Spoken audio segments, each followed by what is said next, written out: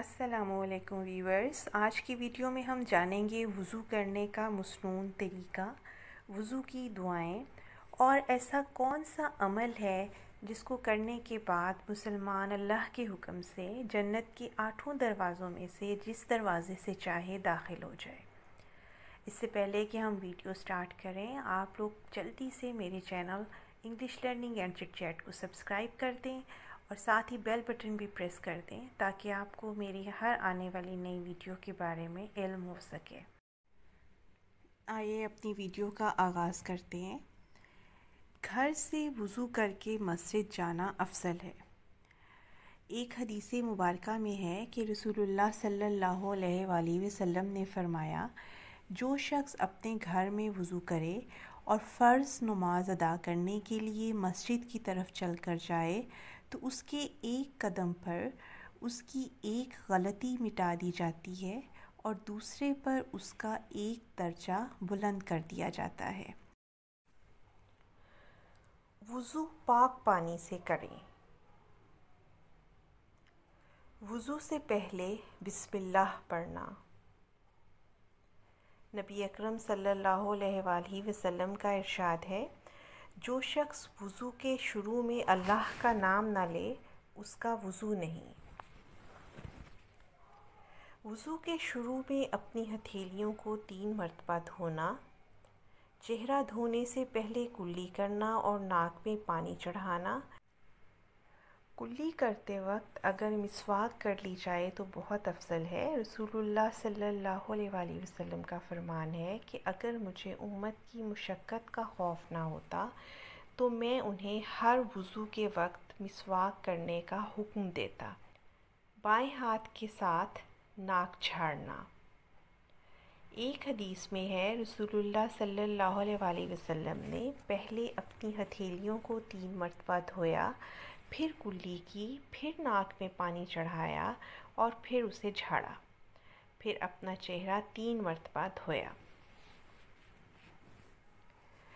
کلی کرنے اور ناک میں پانی چڑھانے میں مبالغہ کرنے کا حکم ہے، یعنی جب آپ کلی کریں تو پورے منہ میں پانی کو گھمایا جائے اور اسی طرح سے ناک میں پانی چڑھانے کے وقت یہ خیال رکھا جائے کہ پانی ناک میں نرم ہڈی تک پہنچ جائے۔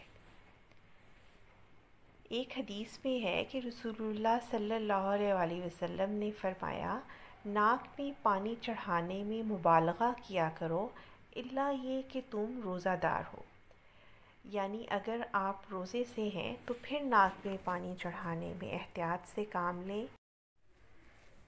ایک روایت میں ہے کہ رسول اللہ صلی اللہ علیہ وآلہ وسلم نے ہتھیلی میں پانی بھرا اور ایک ہی چلو سے کلی کی اور ناک میں پانی چڑھایا، یعنی اس سے یہ پتہ چلتا ہے کہ اس طرح سے کہ آپ ایک ہی دفعہ چلو میں پانی بھریں اور اس سے کلی کر لیں اور ناک میں پانی چڑھا لیں، یہ بھی طریقہ درست ہے، جائز ہے۔ اور اگر آپ علیحدہ سے پانی لیں اور اس سے کلی کریں اور اسی طرح سے علیحدہ سے پانی لے کر ناک میں چڑھائیں تو یہ طریقہ بھی جائز ہے، دونوں طرح سے ہو سکتا ہے۔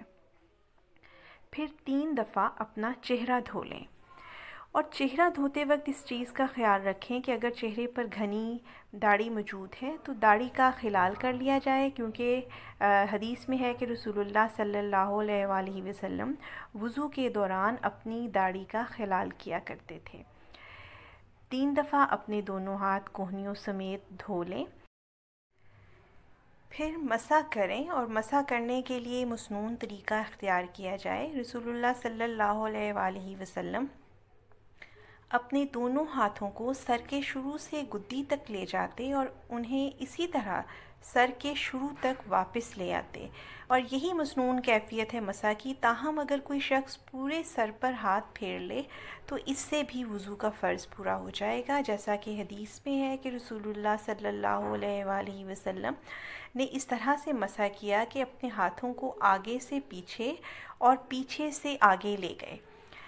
اس کے بعد اپنے دونوں کانوں کے اندر باہر کا مسح 1 دفعہ کریں۔ سیدنا ابن عمر رضی اللہ تعالی عنہ جب وضو کرتے تو اپنی شہادت کی انگلیاں کانوں میں داخل کر کے ان کے ساتھ کانوں کے اندرونی حصے کا مسح کرتے اور انگوٹھوں سے بیرونی حصے کا مسح کرتے۔ پھر ہے ہاتھ پاؤں کی انگلیوں کا خلال کرنا۔ حدیث پاک میں ہے رسول اللہ صلی اللہ علیہ وآلہ وسلم نے فرمایا مکمل وضو کیا کرو اور انگلیوں کے درمیان خلال کیا کرو۔ پھر اپنے دونوں پاؤں ٹخنوں تک 3 بار دھو لیں۔ اب ایک طرح سے یہاں پہ وضو کا عمل جو ہے وہ مکمل ہو جاتا ہے، لیکن کچھ چیزیں ایسی ہیں جو ہمیں پورے وضو کے دوران جن چیزوں کا خیال رکھنا چاہیے، دیکھتے ہیں کیا ہم کن چیزوں کا ہمیں اپنے ذہن میں رکھنا چاہیے۔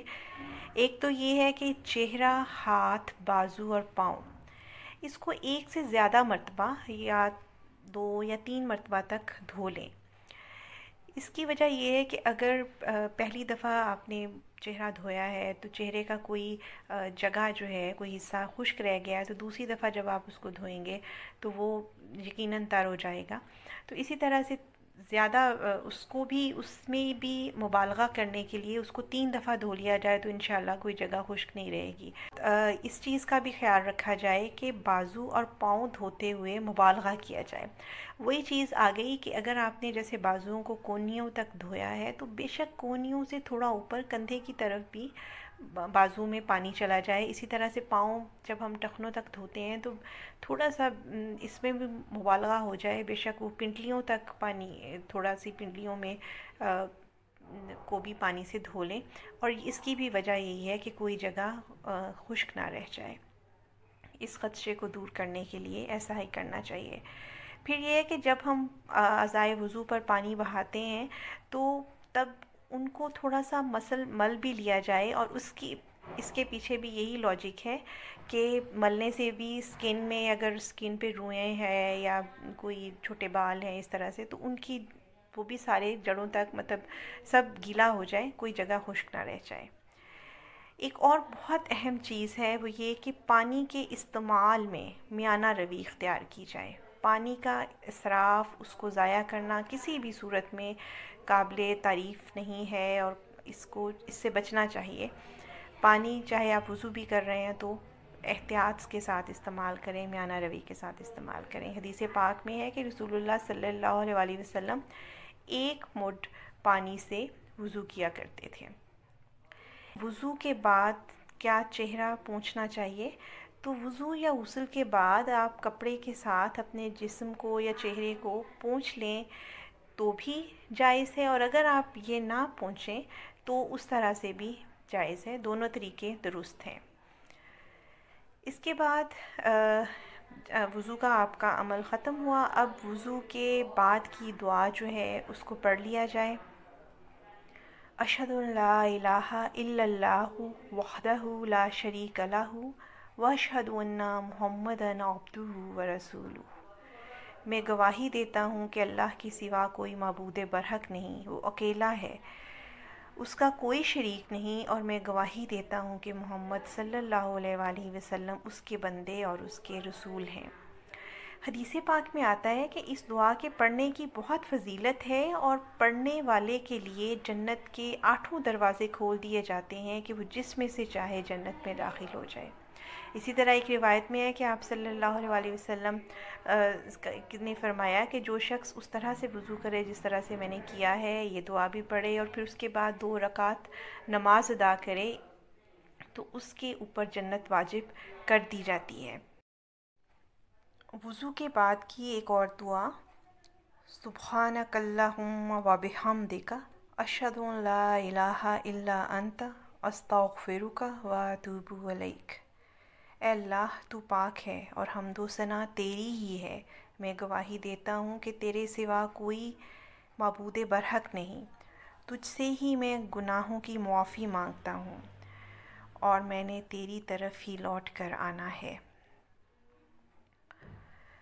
وضو کے بعد 2 رکعت نماز ادا کرنا۔ رسول اللہ صلی اللہ علیہ وآلہ وسلم کا ارشاد ہے، جو شخص میرے وضو کی طرح وضو کرے پھر 2 رکعت نماز اس طرح ادا کرے کہ اس میں دنیاوی خیالات سے بچا رہے تو اس کے پچھلے گناہ معاف کر دیے جائیں گے۔ मुसलमान दिन और रात में कई मरतबा वज़ू करता है। आप जानते हैं 5 फ़र्ज़ नमाज़ों के अलावा भी मुख्तलिफ़ नवाफ़िल अदा करने के लिए या जैसे नमाज़ तहज्जुद, इशराक, अव्वाबीन अदा करने के लिए वज़ू किए जाते हैं और रात को सोने से पहले वज़ू किया जाता है, घर से निकलने से पहले वज़ू करते हैं। तो अगर हर मर्तबा इन सुन्नतों का ख़याल रखा जाए तो यकीनी तौर पर हम बहुत ज़्यादा अजर व सवाब हासिल कर सकते हैं। इन सुन्नतों के मुताबिक वज़ू करने का कितना सवाब मिलता है, इसका अंदाज़ा हम इन 2 हदीसें मुबारका से लगा सकते हैं। हुज़ूर अकरम सल्लल्लाहु अलैहि वसल्लम ने फ़रमाया, जो शख्स अच्छी तरह वज़ू करे उसके गुनाह उसके जिस्म से हत्ता के उसके नाखूनों के नीचे से निकल जाते हैं। सही मुस्लिम में ये हदीस पाक है।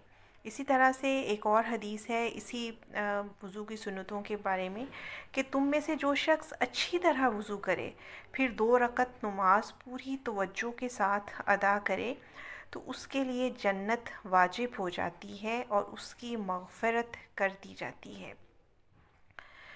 तो ये था हमारे वज़ू का तरीक़ा, मसनून तरीक़ा, और वज़ू के बाद कौन सी दुआएं हमें पढ़नी चाहिए। और फिर अगर वज़ू करने के बाद दुआएं पढ़ने के बाद हम 2 रकत नमाज भी अदा कर लेते हैं तहियतुल वज़ू की नीयत से, तो इंशाअल्लाह अल्लाह ताला हमें बहुत सारा अजर सवाब नवाजेंगे।